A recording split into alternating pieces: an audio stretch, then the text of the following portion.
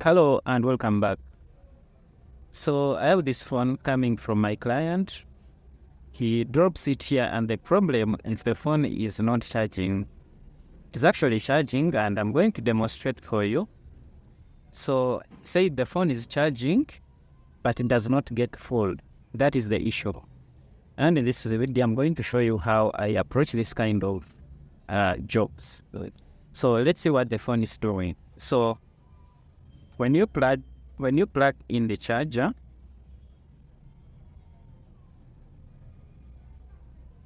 so you plug in the charger, so you can see it is charging and is at 1%. But if you check, it's charging at 1%. But if you check on my voltmeter, this is my small DC power supply that I use to troubleshoot charging issues and motherboard issues, by the way. So if you check on my voltmeter, it is indicating it's taking less than 200 amps. And this is too little. So meaning this phone would take more than a day to get full. Actually, the client says when he puts it on a charger for the night, by morning is at 40%. So it could take literally 2 days or longer to get full. So as you can see, it's charging at around 100 amps, and this is too little to increase the percentage on the battery. So I'm going to show you how I approach this kind of job and basically how to fix it. So let's get started. So the very first thing,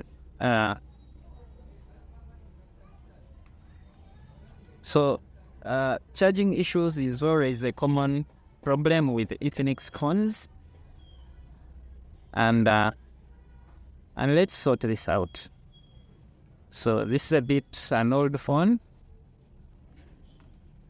I take off the back cover and put it aside, and I'm going to get my screwdriver.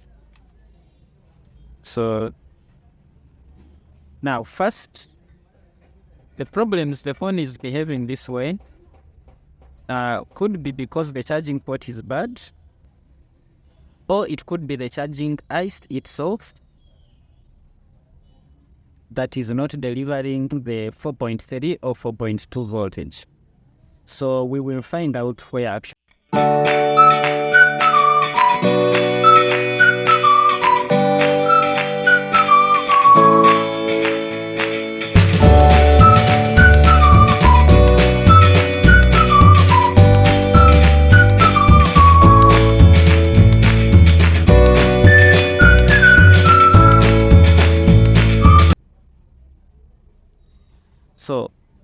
So now, where could the problem be? Now, if I get the charger and connect in this phone, I'm expecting this to deliver me 5 volts. This DC power supply to give me 5 volts. And 5 volts get through the charging port and to this connector right here. This is the connector from the charging board to the logic board. So 5 volts is supposed to come from the bottom board to the logic board. So I expect to have 5 volts over here on the motherboard. Now from 5 volts, supposed to go through the charging IC and convert it to 4.3 or 4.2 volts to get into the battery.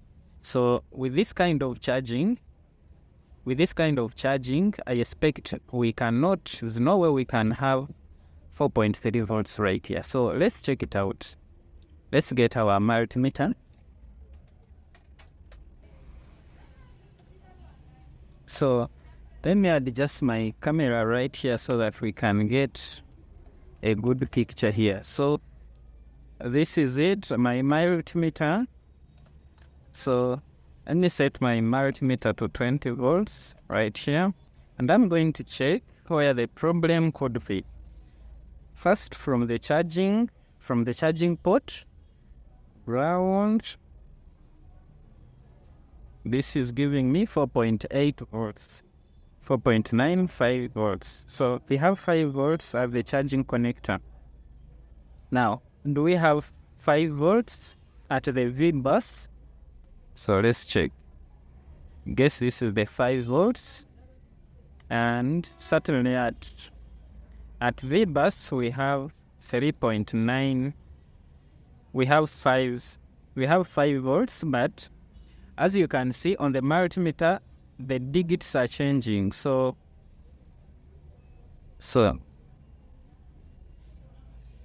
you can see 4.7, 4.8, 5 volts, then it drops to 3 volts. So it's kind of ranging, and it gives me an idea that maybe the problem is with the charging port.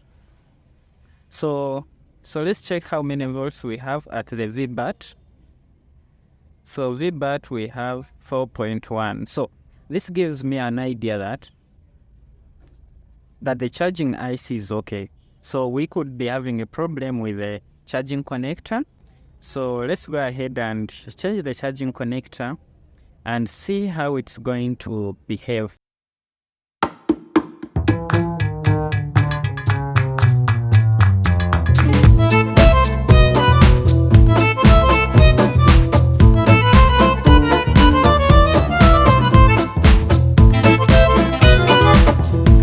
Firstly, before you go to think about ICs, first change this guy here. First change the charging system. So let's change this port first.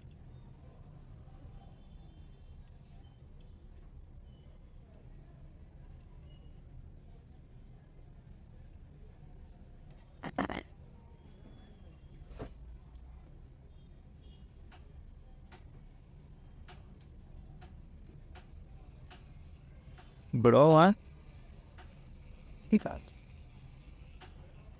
I'm going to set it at 350. And I hit this guy at, I think, carefully not to damage the microphone. And look around. The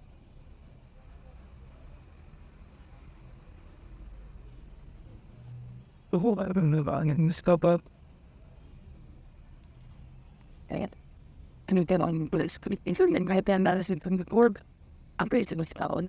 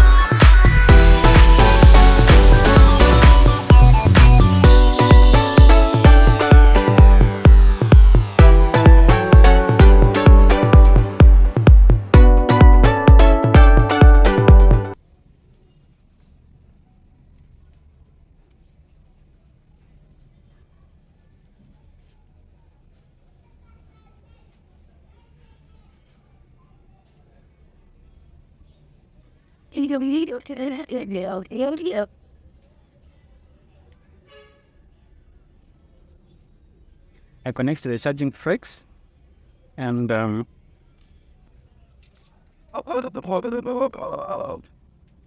we connect back the vibrator.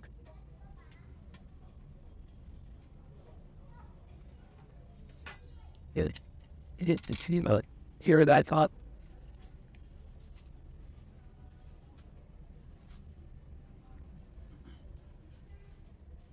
Yes.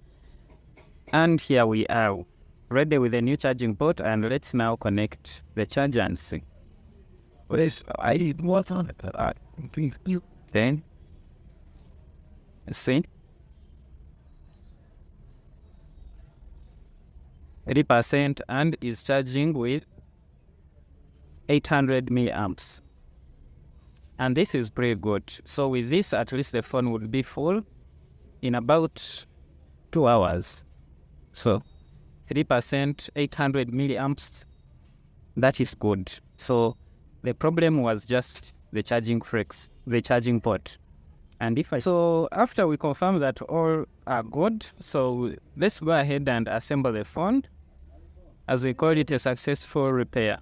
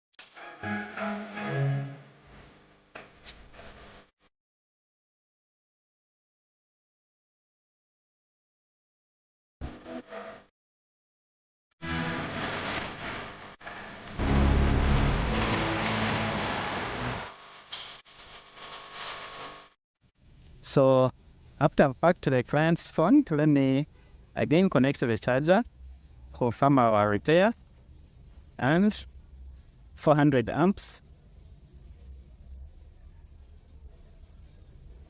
It starts charging, and 800 amps.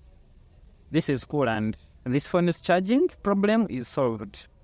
So if you like this kind of videos, go ahead, subscribe to my channel, and